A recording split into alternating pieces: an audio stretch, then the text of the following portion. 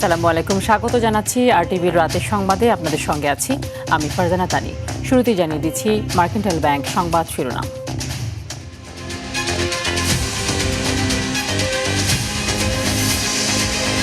ঢাকার চারপাশের নদী দূষণ রোধে কর্মপরিকল্পনা তৈরির নির্দেশ প্রধানমন্ত্রীর। দখল দূষণ করলে জড়িতদের বিরুদ্ধে কঠোর ব্যবস্থা।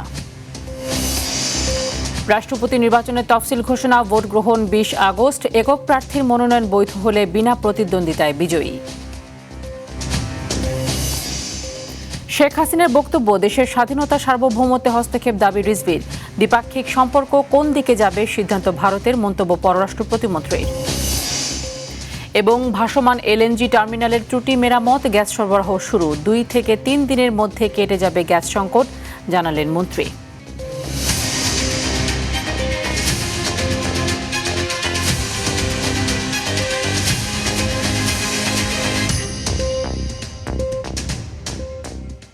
শুনছিলেন মার্কেন্টাইল ব্যাংক সংবাদ শিরোনাম। চলে যাচ্ছে বিস্তারিত খবরে। নদী বাঁচাতে সমন্বিত পদক্ষেপ গ্রহণের নির্দেশ দিয়েছেন প্রধানমন্ত্রী তারেক রহমান।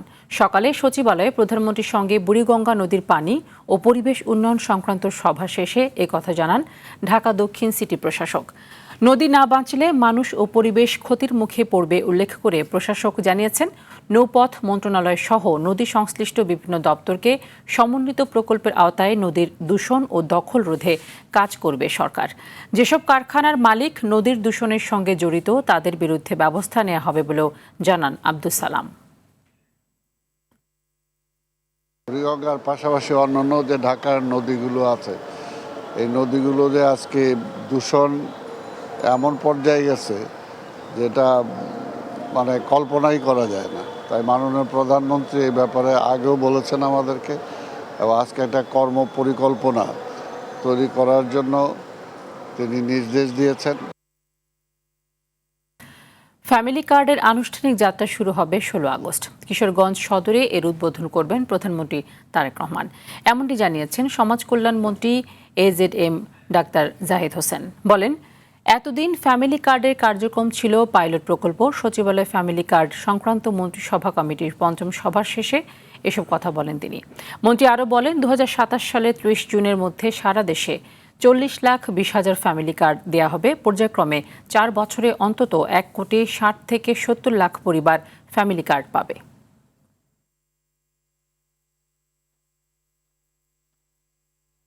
16 আগস্ট কিশোরগঞ্জের সদর উপজেলার লতিফাবাদ ইউনিয়নের 8 নম্বর ওয়ার্ডে ইনশাআল্লাহ এই প্রোগ্রামটা মাননীয় প্রধানমন্ত্রী লঞ্চিং করবে, অর্থাৎ শুভ উদ্বোধন করবে আমাদের এই সেক্টর, এই সেশনের যে কার্যক্রম। এবং আমরা খুবই আশাবাদী by the end of the October সারা দেশব্যাপী, সারা দেশের প্রতিটি উপজেলায়, প্রতিটি ইউনিয়নে এটা পর্যায়ক্রমে বাস্তবায়ন করা। রাষ্ট্রপতি নির্বাচনের তফসিল ঘোষণা করেছে নির্বাচন কমিশন। সেই অনুযায়ী ভোট গ্রহণ হবে 20 আগস্ট। আগারগাঁও নির্বাচন কমিশনে ইসি সচিব আক্তার আহমেদ সংবাদ সম্মেলনে জানিয়েছেন, মনোনয়নপত্র দাখিলের শেষ সময় 13 আগস্ট, বাছাই 16 আগস্ট, প্রার্থিতা প্রত্যাহারের শেষ দিন 18 আগস্ট। রাষ্ট্রপতি নির্বাচনে কর্তা হিসেবে দায়িত্ব পালন করবেন প্রধান নির্বাচন কমিশনার নাসির উদ্দিন। সংসদ সদস্যের গোপন ভোটের মাধ্যমে রাষ্ট্রপতি নির্বাচনের বিধান রয়েছে। তবে রাষ্ট্রপতি নির্বাচনে সরকারি দলের দেয়া একক প্রার্থী থাকলে মনোনয়নপত্র বৈধ হলে সেই প্রার্থী বিনা প্রতিদ্বন্দ্বিতায় বিজয়ী হবেন। তখন ভোট গ্রহণের প্রয়োজন হবে না। 20 আগস্ট বৃহস্পতিবার অপরাহ্ন 2টা থেকে বিকাল 5টা পর্যন্ত জাতীয় সংসদ অধিবেশন কক্ষে আমরা ভোটার তালিকা পেয়েছি। ভোটার তালিকা এবং শিডিউলটা আমরা রেডি করে আপনাদের শিডিউলটা আপনাদেরকে জানিয়ে দিলাম। আমরা এখন বাকিটুকু আমাদের অ্যাডমিনিস্ট্রেটিভ যে প্রসিডিওর আছে সেটুকু আমরা সম্পন্ন করব। ভারতে শেখ হাসিনার সংবাদ সম্মেলন দেশটির নীতি নির্ধারকদের পরিকল্পনাতে আয়োজন করা হয়েছে বলে দাবি করেছেন প্রধানমন্ত্রীর উপদেষ্টা ও বিএনপির সিনিয়র যুগ্ম মহাসচিব রুহুল কবির রিজভী। তিনি বলেন, এই আয়োজন বাংলাদেশের স্বাধীনতা সার্বভৌমত্বের উপর হস্তক্ষেপ। বাংলাদেশের উপর নিয়ন্ত্রণ হারিয়ে দেশটি শেখ হাসিনাকে হাতিয়ার হিসেবে ব্যবহার করবে বলেও মন্তব্য করেন প্রধানমন্ত্রীর এই উপদেষ্টা। আরও জানাচ্ছেন রুদ্র রফিক। জুলাই গণঅভ্যুত্থানের দ্বিতীয় বর্ষপূর্তি উপলক্ষে রাজধানীর জাতীয় প্রেস ক্লাবে শহীদ পরিবারের সদস্যদের দেয়া হয় আর্থিক অনুদান। এতে যোগ দিয়ে বক্তারা জুলাই আন্দোলনের সংগ্রাম ও আত্মত্যাগের কথা স্মরণ করেন। আলোচনায় অংশ নিয়ে মুক্তিযুদ্ধ প্রতিমন্ত্রী ইশরাক হোসেন জুলাই যোদ্ধার পরিচয় দিয়ে এনসিপির কার্যক্রমের কঠোর সমালোচনা করেন। তারা যে জুলাই ফাউন্ডেশন করেছে সেটার কোনো হিসাব দিয়েছে?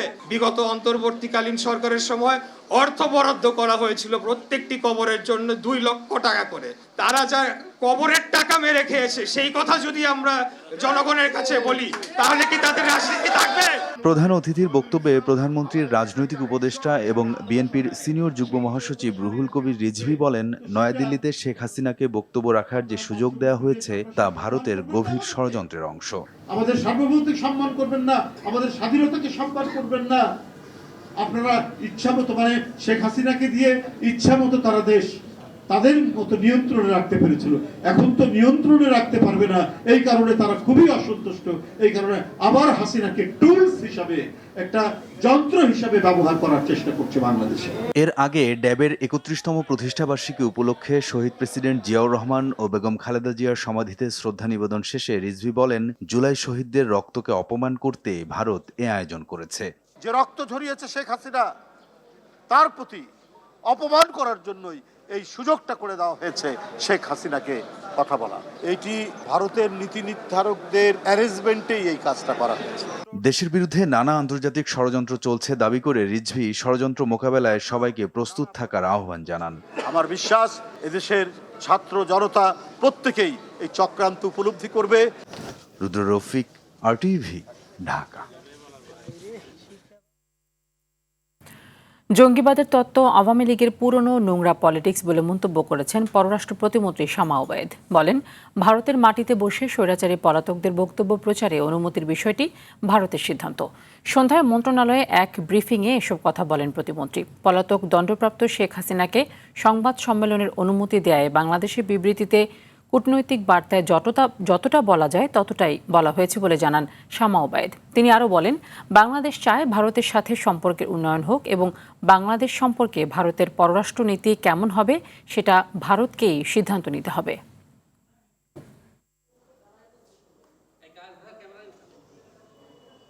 তাদের বিচার বহির্ভূত হত্যাকাণ্ড যখন যে সময় তারা করেছেন সেগুলো যখন ঢাকার একটা সময় হয়েছে তখন সেগুলো ঢাকার জন্য তারা এক্সট্রিমিজম নিয়ে এসছেন, জঙ্গিবাদ নিয়ে এসছেন। এই জঙ্গিবাদের তত্ত্বটা আওয়ামী লীগের পুরনো নোংরা পলিটিক্স, এটাই তারা এখন বিদেশে মাটিতে বসে আবার নতুন করে করার চেষ্টা করছে। India has to decide what their foreign policy will be regarding Bangladesh. আমরা চাই ভালো সম্পর্ক থাকুক দুই দেশের জনগণের স্বার্থে। দিল্লিতে শেখ হাসিনার প্রেস কনফারেন্সে বক্তব্যের বিষয়ে পররাষ্ট্র মন্ত্রণালয় যে বিবৃতি দিয়েছে তার সঙ্গে একমত তথ্য মন্ত্রণালয়। দুপুরে সচিবালয়ে শিকল ভাঙার জুলাই গ্রন্থের মোড়ক উন্মোচন শেষে কথা জানান তথ্যমন্ত্রী জহিরউদ্দিন স্বপন। এর আগে গতকাল মানবতাবিরোধী অপরাধে দণ্ডিত সাবেক প্রধানমন্ত্রী শেখ হাসিনাকে দিল্লিতে সংবাদ সম্মেলন করতে দেয় ক্ষুব্ধ প্রতিক্রিয়া জানিয়ে বিবৃতি দিয়েছে পররাষ্ট্র মন্ত্রণালয়। এতে বলা হয়, জুলাই বিপ্লবের দ্বিতীয় বার্ষিকী পালনের দিনে ভারতের মাটিতে শেখ হাসিনার এই মত বিনিময় বাংলাদেশের সার্বভৌমত্বের প্রতি অবমাননা এবং জুলাই বিপ্লবের শহীদদের প্রতি গুরুতর অপমান।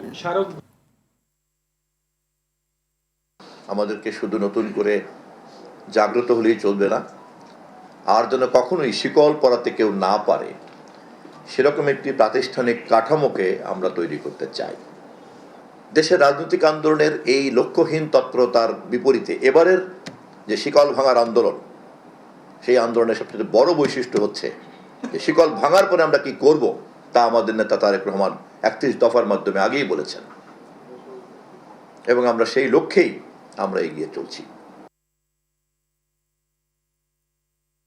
ভারত শেখ হাসিনাকে দাবার গুটি হিসেবে ব্যবহার করে বাংলাদেশের সার্বভৌমত্ব ও গণতন্ত্রের বিরুদ্ধে ষড়যন্ত্র করছে বলে মন্তব্য করেছেন এনসিপির মুখপাত্র আসিফ মাহমুদ সজীব ভূঁইয়া। বলেন, হাসিনাকে ব্যবহার করে বাংলাদেশকে অস্থিতিশীল করার চেষ্টা করেছে ভারত, যা দেশের সার্বভৌমত্বের জন্য হুমকি। রাতে কেন্দ্রীয় কার্যালয়ের সংবাদ সম্মেলনে এসব কথা বলেন তিনি। এ সময় সাম্প্রতিক ঘটনার পর সাকিব আল হাসানের জুলাই গণহত্যায় সম্পৃক্ততার বিষয়টি আরও স্পষ্ট হয়েছে বলেও জানান তিনি। এ বিষয়ে ভারতের রাষ্ট্রদূতকে তলব করে জবাবদিহি নিশ্চিত করার আহ্বান জানান এনসিপির এই নেতা। ভারত সরকার শেখ হাসিনাকে এখানে দাবার গুটি হিসেবে এবং টুল হিসেবে ব্যবহার করছে বাংলাদেশের যেই অভ্যন্তরীণ শৃঙ্খলা এবং গণতান্ত্রিক পরিবেশ আছে এটাকে বিনষ্ট করার জন্য দেশের বাইরের একটা শক্তির এক ধরনের হস্তক্ষেপ এবং দেশের ভিতরে এক ধরনের বিশৃঙ্খলা তৈরির গভীর ষড়যন্ত্রের অংশ হিসেবে দেখছি। সাকিব আল হাসান তাকেও আমরা দেখলাম স্পষ্টভাবে তিনি ওতপ্রোতভাবে এই গণহত্যাকারীদের সাথে জড়িত এবং সামনের দিনেও জড়িত থাকার ইন্টেনশন রাখেন, এটা ক্লিয়ারলি বোঝা গেছে।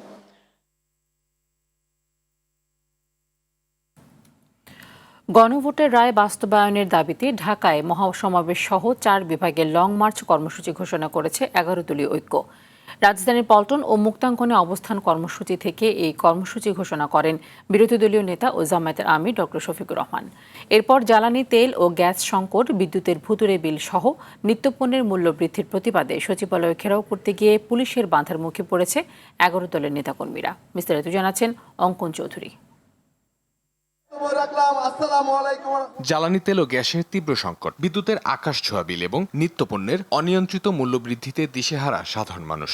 জনজীবনের এই চরম দুর্ভোগ ও আইন শৃঙ্খলা পরিস্থিতির অবনতির প্রতিবাদে রাজধানীর পল্টন মুক্তাঙ্গনে এই অবস্থান কর্মসূচির আয়োজন করে 11 দলীয় ঐক্য। অবস্থান কর্মসূচি শেষে সচিবালয়ের অভিমুখে পদযাত্রা শুরু করলে পুলিশের ব্যারিকেড ও বাধার মুখে পড়েন নেতাকর্মীরা। এর আগে অবস্থান কর্মসূচিতে সরকারের তীব্র সমালোচনা করে 11 দলের শীর্ষ নেতারা গ্যাস ও বিদ্যুতের মূল্য নিয়ন্ত্রণে ব্যর্থ হলে সরকারের ক্ষমতায় থাকার অধিকার হারাবে বলেও সতর্ক করেন তারা। জনগণের মৌলিক অধিকার গ্যাস, বিদ্যুৎ, কর্মসংস্থান এবং দ্রব্যমূল্য নিশ্চিত করতে না পারে তবে এই সরকার ক্ষমতায় থাকার স্বপ্ন যেন না থাকে। ছাত্র দল এখন ছাত্রলীগে রূপান্তরিত হয়েছে, তাদেরকে সংযত করে জনগণের আশা পূরণ করুন। এদেশের মানুষ গণভোটের রায় দিয়েছে রাষ্ট্র সংস্কারের জন্য, একটি নতুন বাংলাদেশের জন্য। আমরা আওয়ামী লীগের পরিবর্তে বিএনপি দেখতে চাই না। বিরোধী দলীয় নেতা জানান, গণভোটের রায় বাস্তবায়ন, বৈষম্য দূর এবং দ্রব্যমূল্য নিয়ন্ত্রণে না আসা পর্যন্ত রাজপথে আন্দোলন করবে তারা। দ্রব্যমূল্যের দাম নিয়ন্ত্রণ করা, এইসব দাবিতে আমাদের এই চলমান আন্দোলন। তার সাথে খুনিরা এদেশে যে সমস্ত খুন করেছে, অপরাধ করেছে, লুণ্ঠনকারীরা মানুষের সম্পদ লুণ্ঠন করেছে, তাদের বিচার নিশ্চিত করার দাবিতে আমাদের এই আন্দোলন। পরে কর্মসূচি ঘোষণা করেন জামায়াত আমির। আগামী 5 সেপ্টেম্বর ঢাকা থেকে চট্টগ্রামের পথে লং মার্চ, এরপর 19 সেপ্টেম্বর ঢাকা থেকে রংপুরে এবং 10 অক্টোবর ঢাকা থেকে খুলনায় এবং 24 অক্টোবর ঢাকা থেকে সিলেটে লং মার্চ করবে 11 দল। আর ঢাকা মহাসমাবেশ হবে আগামী 14 নভেম্বর। ঢাকায় মহাসমাবেশ অনুষ্ঠিত হবে ইনশাআল্লাহ। অঙ্কন চৌধুরী, RTV, ঢাকা। দেশে চলমান গ্যাস সংকট আগামী 2 থেকে 3 দিনের মধ্যে কেটে যাবে বলে জানিয়েছেন বিদ্যুৎ, জ্বালানি ও খনিজ সম্পদ মন্ত্রী ইকবাল হাসান মাহমুদ। তিনি বলেন, যান্ত্রিক ত্রুটি মেরামতের পর মহেশখালীর ভাসমান LNG টার্মিনালে আজ থেকেই আবার গ্যাস সরবরাহ শুরু হচ্ছে। এছাড়া ভারত থেকে ডিজেল সরবরাহ আরও বাড়াতে অনুরোধ করা হয়েছে বলে জানান মন্ত্রী। বিস্তারিত বিল্লাল হোসেনের রিপোর্টে। 2 সপ্তাহের বেশি সময় ধরে রাজধানী সহ সারা দেশে তীব্র গ্যাস সংকট চলছে। এতে সবচেয়ে বেশি ভোগান্তিতে পড়েছেন সিএনজি চালিত যানবাহনের চালক, শিল্প উদ্যোক্তা এবং নগরবাসী। গ্যাসের পর্যাপ্ত চাপ না থাকায় অনেক সিএনজি স্টেশন সাময়িকভাবে বন্ধ রয়েছে। আমার গাড়িতে গ্যাস ঢোকার কথা 300-350 টাকার, এই জায়গায় গ্যাস ঢুকছে 196 টাকায়, কিন্তু গ্যাসের প্রেশার নাই। পুরোপুরি চাপ ঠিক হয় না, ক্লিয়ার হয় না এবং সীমিতভাবে আছে এখন বর্তমানে। কক্সবাজারের মহেশখালীতে ভাসমান LNG টার্মিনালের কারিগরি ত্রুটির কারণে সারা দেশে দেখা দিয়েছে এই সংকট। এ অবস্থায় স্বস্তির খবর দিল বিদ্যুৎ ও জ্বালানি মন্ত্রণালয়। মন্ত্রী বলেন, যান্ত্রিক ত্রুটি সমাধান হয়েছে। বৃহস্পতিবার থেকে LNG টার্মিনালে গ্যাস সরবরাহ শুরু হচ্ছে। বিকালের মধ্যে ফ্রিজিং শেষ হয়ে যাবে। ফ্রিজিং শেষ হয়ে গেলে বিকাল থেকে গ্যাস সঞ্চালন আবার শুরু হবে এবং সঞ্চালন শুরু হয়ে গেলে আস্তে আস্তে আমাদের যেখানে প্রেশার কমে গেছে প্রেশারটা উন্নত হবে এবং মোটামুটি যে সমস্যার মধ্যে পড়েছি সমস্যা উত্তরণ করতে পারবো। স্বাভাবিক হতে 2-3 দিন লাগবে। মিনিমাম 2-3 দিন লাগবে। বিদ্যুতের অতিরিক্ত বিল প্রসঙ্গে কথা বলেন মন্ত্রী। ছিল 3,500 টাকা 7,000 টাকা আসছে। আমার লোক যে পরীক্ষা করে দেখে আসছে, উনি দুটা এয়ার কন্ডিশন চালান, ওনার কি বলে ফ্রিজ আছে, ওনার ব্লেন্ডার চালান উনি। এত কিছু চালানোর পরেও 7,000 টাকা যদি বেশি বিদ্যুতের বিল হয়, আমার মনে হয় না পৃথিবীর কোথাও 7,000 টাকা দিয়ে এরকম এত কিছু চালানো যায়। পাইপলাইনে ভারত থেকে ডিজেল সরবরাহ আরও বাড়ানোর অনুরোধ করা হয়েছে বলে জানান বিদ্যুৎ ও জ্বালানি মন্ত্রী। ভারতের সাথে একটা পাইপলাইন আছে, সেখান থেকে ডিজেল আসে, তাদেরকে বলেছে আরও বেশি দেওয়ার জন্য। বিল্লাল হোসেন, RTV, ঢাকা। মেঘনা গোমতী সেতুর টোল আদায়ের নামে ক্ষমতাচ্যুত প্রধানমন্ত্রী শেখ হাসিনা সহ 17 জনের বিরুদ্ধে 309 কোটি টাকার আত্মসাতের মামলায় নথিপত্র তলব করে সেতু ভবন সহ বিভিন্ন সরকারি প্রতিষ্ঠানে চিঠি দিয়েছে দুর্নীতি দমন কমিশন। মামলার আসামিদের মধ্যে আছেন সাবেক সড়ক পরিবহন ও সেতুমন্ত্রী ওবায়দুল কাদের, সাবেক মন্ত্রী আমির হোসেন আমু, আনিসুল হক সহ বেশ কজন মন্ত্রী ও আমলা। 2025 সালের 12 অক্টোবর মেঘনা গোমতী সেতুর টোল আদায়ের চুক্তিতে অনিয়মের অভিযোগ এনে শেখ হাসিনা সহ 17 জনের বিরুদ্ধে মামলা করে দুদক। টোল আদায়ের নামে পরিষদ যোগ সাজস অর্থ আত্মসাতের একটা অভিযোগ ছিল, সেই অভিযোগে মামলা হয়েছিল গত বছর। সেই মামলার তদন্ত চলছে। তদন্ত কর্মকর্তা, তদন্ত টিম তারা সংশ্লিষ্ট দপ্তরগুলোতে পত্র প্রেরণ করে থাকেন। পত্র প্রেরণ পরে সংশ্লিষ্ট দপ্তর থেকে তথ্য প্রাপ্তির সাথে তারা তদন্ত প্রতিবেদন দাখিল করে। শেয়ারবাজারে কারসাজির মাধ্যমে 256 কোটি টাকা আত্মসাতের অভিযোগে জাতীয় ক্রিকেট দলের সাবেক অধিনায়ক সাকিব আল হাসান সহ 15 জনের বিরুদ্ধে মামলার তদন্ত শেষ পর্যায়ে রয়েছে। খুব শিগগিরই আদালতে অভিযোগপত্র দাখিল করা হবে বলে সাংবাদিকদের জানিয়েছেন দুর্নীতি দমন কমিশনের মুখপাত্র মোহাম্মদ আক্তারুল ইসলাম। শেয়ারবাজারে অনিয়ম ও কারসাজির মাধ্যমে বিপুল পরিমাণ অর্থ আত্মসাতের অভিযোগে সাকিব আল হাসান সহ মোট 15 জনের বিরুদ্ধে মামলাটি করা হয়।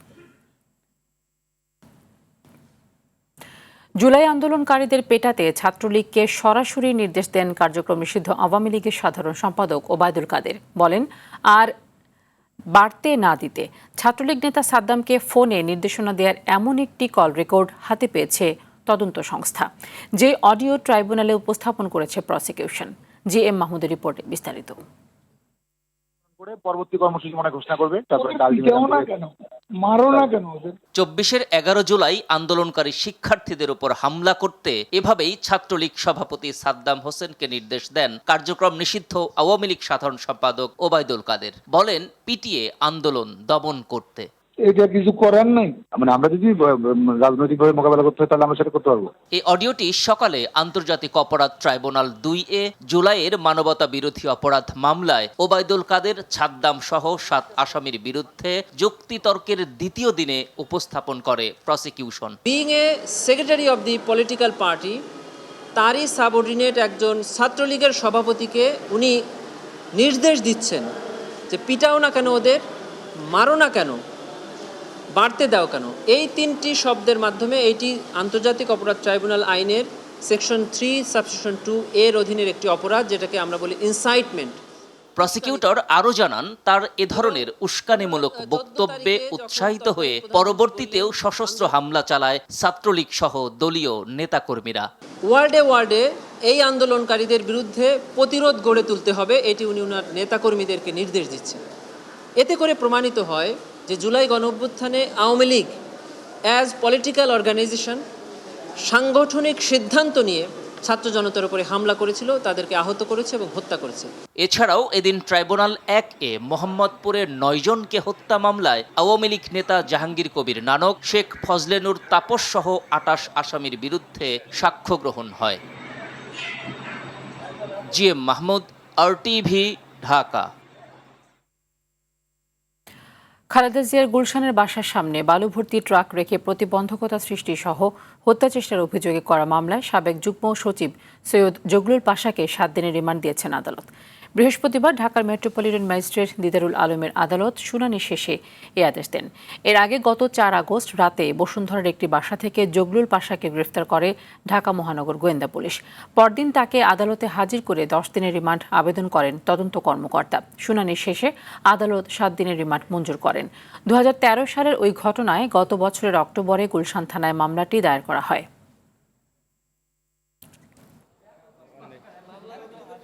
উভয়ের বক্তব্য শোনার পর বিজ্ঞ আদালত 7 দিন রিমান্ড মঞ্জুর করে তাকে অধিকতর জিজ্ঞাসাবাদ করার জন্য, রহস্য উদ্ঘাটন করার জন্য তাকে তদন্তকারী কর্মকর্তার হেফাজতে প্রদান করে। নৌবাহিনীর সাবেক প্রধান রিয়ার অ্যাডমিরাল মাহবুব আলী খানের 42তম শাহাদাত বার্ষিকী উপলক্ষে রাজধানীর ধানমন্ডিতে তার বাসভবনে আয়োজিত দোয়া ও মিলাদ মাহফিলে অংশ নিয়েছেন প্রধানমন্ত্রী তারেক রহমান। এ সময় বিএনপি মহাসচিব মির্জা ফখরুল ইসলাম আলমগীর সহ দলের কেন্দ্রীয় নেতৃবৃন্দ, বিভিন্ন পর্যায়ের রাজনৈতিক ব্যক্তিত্ব, শুভানুধ্যায়ী এবং মরহুমের পরিবারের সদস্যরা উপস্থিত ছিলেন। অনুষ্ঠানের শুরুতে মরহুম রিয়ার অ্যাডমিরাল মাহবুব আলী খানের স্মৃতির প্রতি গভীর শ্রদ্ধা জানানো হয়। পরে তাঁর বিদেহী আত্মার মাগফিরাত কামনায় বিশেষ দোয়া ও মিলাদ মাহফিল অনুষ্ঠিত হয়।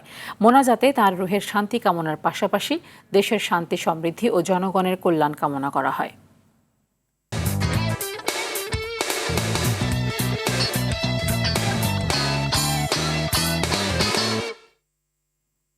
এবারে খেলার খবর।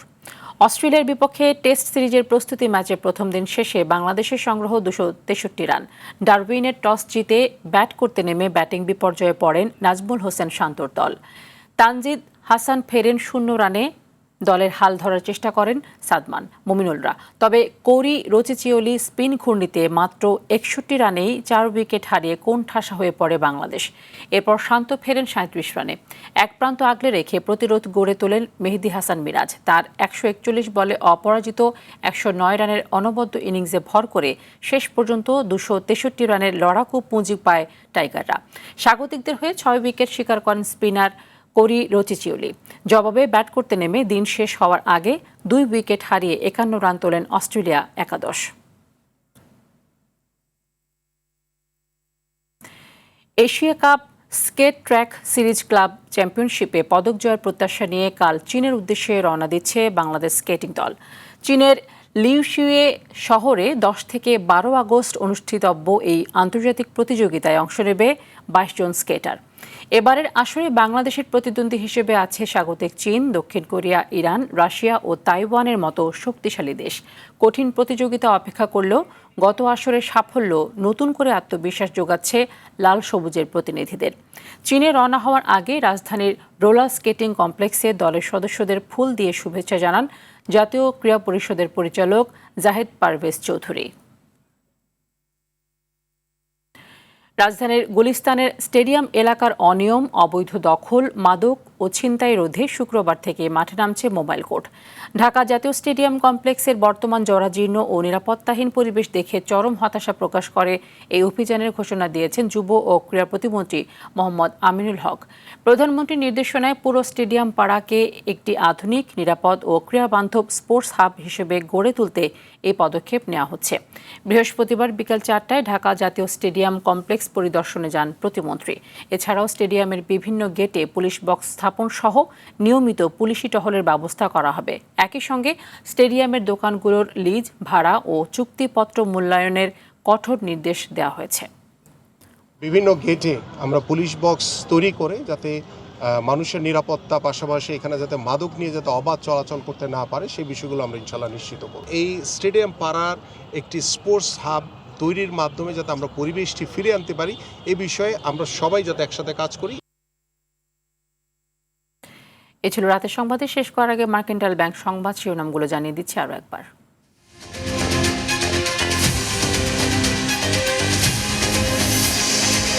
ঢাকার চারপাশের নদী দূষণ রোধে কর্মপরিকল্পনা তৈরির নির্দেশ প্রধানমন্ত্রীর। দখল দূষণ করলে জড়িতদের বিরুদ্ধে কঠোর ব্যবস্থা। রাষ্ট্রপতি নির্বাচনের তফসিল ঘোষণা, ভোট গ্রহণ 20 আগস্ট। একক প্রার্থীর মনোনয়ন বৈধ হলে বিনা প্রতিদ্বন্দ্বিতায় বিজয়ী। শেখ হাসিনার বক্তব্য, দেশের স্বাধীনতা, সার্বভৌমত্বে হস্তক্ষেপ দাবি রিজভির। দ্বিপাক্ষিক সম্পর্ক কোন দিকে যাবে সিদ্ধান্ত ভারতের, মন্তব্য পররাষ্ট্র প্রতিমন্ত্রীর। এবং ভাসমান এলএনজি টার্মিনালে ত্রুটি মেরামত, গ্যাস সরবরাহ শুরু। 2 থেকে 3 দিনের মধ্যে কেটে যাবে গ্যাস সংকট, জানালেন মন্ত্রী। রাতের সংবাদ এই পর্যন্তই। মধ্যরাতের সংবাদ 1টায় দেখার আমন্ত্রণ রইল। ধন্যবাদ সবাইকে।